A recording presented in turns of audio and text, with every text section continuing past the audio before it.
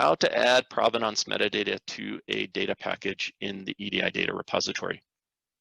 Now, provenance metadata basically captures the origin, the lineage of the data. So for example, if I have a data set that I've created, a tabular data set that was created through a synthesis process, and in that synthesis process, I used 3 other data sets that were combined in some way to create a new one, you may want to add provenance metadata that basically describes that whole process.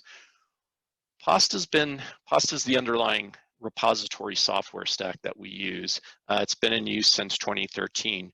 Now we have, since the beginning, a method built into the XML schema that basically dictates how the ecological metadata language is constructed.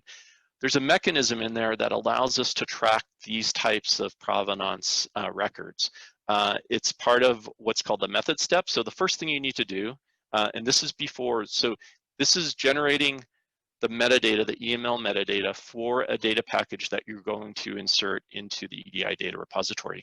And if you have that provenance metadata from these other data sets that existed previously and are used to derive this new data set, you would generate a method step element that contains what's called the data source subtree element within that metadata. And within that data source, you have to include all the required sub-elements also. So it has to be valid EML, XML.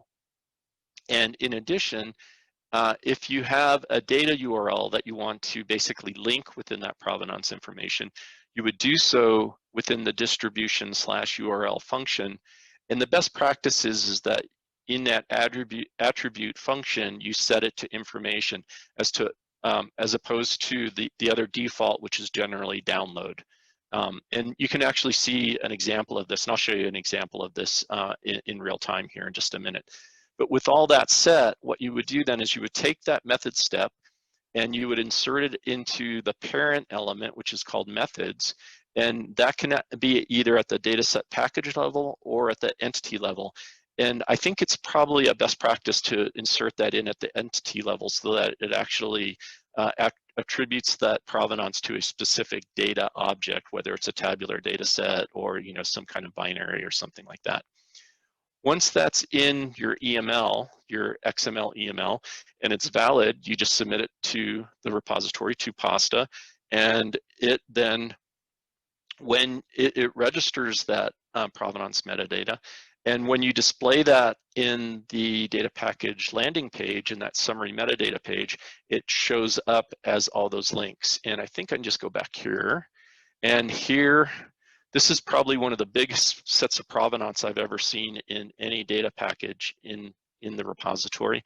But you'll notice that there are, how many are in here? Wow, a whopping 90 provenance statements in here. Now, as I said, there are a lot of, there are not that many data tables. It's mostly referencing our scripts in here, our programming language scripts. But each one of these references a source data package that was used to create this particular data package.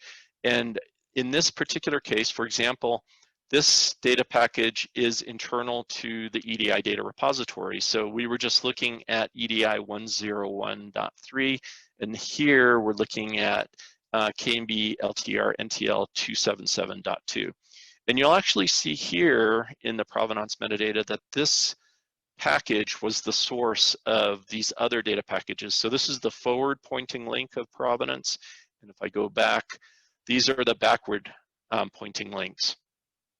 Now, the thing I want to point out here is when we did this originally in the underlying software, it was constrained only to source data packages that were in Pasta.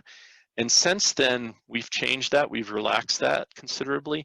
So now you can actually enter provenance metadata for data sets that are outside of our local repository environment. And in fact, you can actually put in just a textual-based information within that method step element and not even have a link, a direct link back to a particular data set. The more information, the better, obviously, but you know, any information is better than no information in this case. So this is an example of how you would incorporate the provenance metadata into the EDI data repository, the data packages themselves. So let me see. Yep. So here's a view of the XML itself within the method section. So there's the method step subtree, and then the data source subtree right there. And then obviously, you know, if you're familiar with looking at like these diagrams from Oxygen or XML Spy or something like that, these are the required elements. So like description is a required element. Data source is not, but only if this data source element is here will we recognize it as provenance metadata.